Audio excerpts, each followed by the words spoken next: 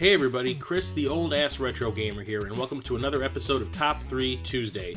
Today's video is actually a response to the video that I released yesterday, which was my review of the Arcade1Up Mortal Kombat machine. So it got me thinking, what would be some other awesome arcade games I would love to see in one of those things? Not that I'm planning to buy another one anytime soon, this is just hypothetical. So I started thinking, which arcade games do I love? But there are so many. Well, I had to narrow it down, so I decided to go with 3 arcade games that were never actually released on a home console. Never got a port of any kind. And on top of that, I decided to choose licensed games because I'm the old-ass retro gamer, that's why. So these are my top 3 arcade games I would love to see built into an Arcade1Up. Kroll was a 1983 arcade game by Gottlieb that was based on the movie that was released the same year. I absolutely love the movie. It's one of my favorite guilty pleasure fantasy films from the 80s. And the arcade game follows the movie pretty damn closely. It's a bunch of mini games. Each stage is its own thing. On the first stage, you are dodging boulders that are vertically coming down the screen at you. You are running up, trying to collect pieces of the glaive that are scattered around the level. The next level, you're in the swamp and you are attacking slayers that are coming from all directions.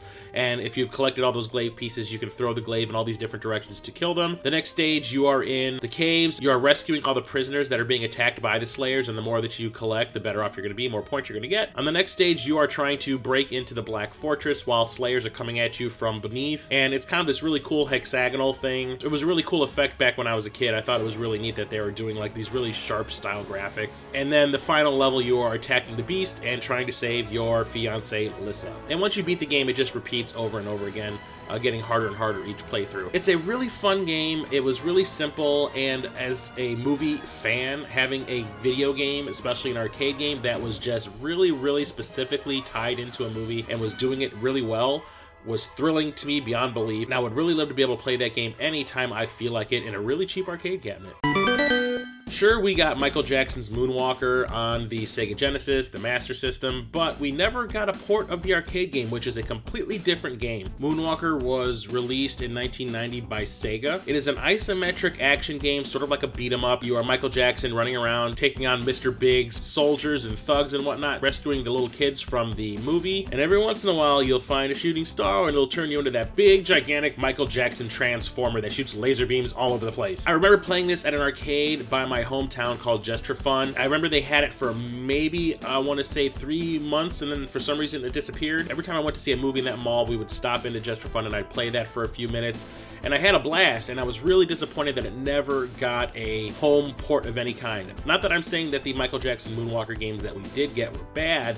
This one was just better. There was a lot going on, it was really hectic, and it was a lot of fun. And plus, the arcade versions of the Michael Jackson songs were pretty damn cool.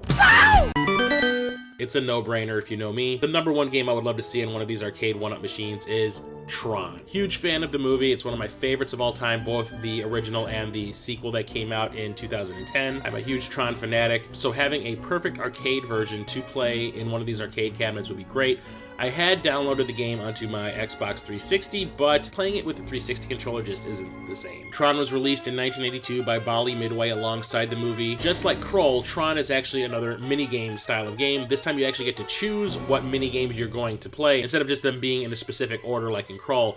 Here, at the beginning of the game, you are given a choice of 4 different directions you can go into. One is a break into the MCP minigame, one is a light cycle minigame, one is about the tanks, and the last is avoid the grid spiders and get to the center of the screen. It doesn't really follow the movie, but it takes elements from the movie and does its own things with them, which is great, and it was one of the most popular arcade games to come out in 1982. Each minigame has its own controls. You not only have the flight stick style joystick, but you also have a little spinner that is sort of like what you would use in Breakout, like the paddles that you would have on the Atari 2600, and that would be used in the games where you were controlling the tank, because that would control the swivel of the turret, and if you were playing as Tron in the Grid Bug or the MCP level, that would control the direction of Tron's arm. The graphics were really cool, really crisp, colorful, represented the movie perfectly well. The music in the game were these sort of less than 8-bit versions of the score from the movie, which I thought was fantastic, and just like Kroll, it repeats every time you beat the game, and it would get harder for each playthrough. Because I'm a huge Tron fan, that would definitely be my number 1 game. I would play it all the time. You have no idea. When I was playing it on my 360, I played it a lot, and it just wasn't the same with that controller, like I said. To be able to have the authentic Tron arcade experience without having to spend thousands of dollars on a genuine coin-op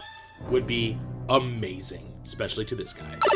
So there you have it. Those are my top 3 arcade games that I would love to see in an Arcade1Up machine. If I had more room in my place, I would definitely buy 1 or 2 more of these things. So what are your top 3 games you would love to see in one of those miniature coin ops? I'm sure you can fit more into them. I know there's a few of them that have like 4 or 5 games built in, but this is Top 3 Tuesday. Had to stick to the rules. Like I said, plenty of arcade games out there to choose from. Plenty of arcade games out there that never got a home port, ever. There are plenty of arcade games out there that did get console ports. So if you want the authentic arcade version, let me know. Tell me about your top 3 picks in a response video or in the comments below. And also, don't forget to check out Jason of Corpse Flood Gaming's video on the same topic over on his channel. I will link to it in the description below. So until next time, and the next Top 3 Tuesday video, I'm Chris, the Old Ass Retro Gamer, signing off.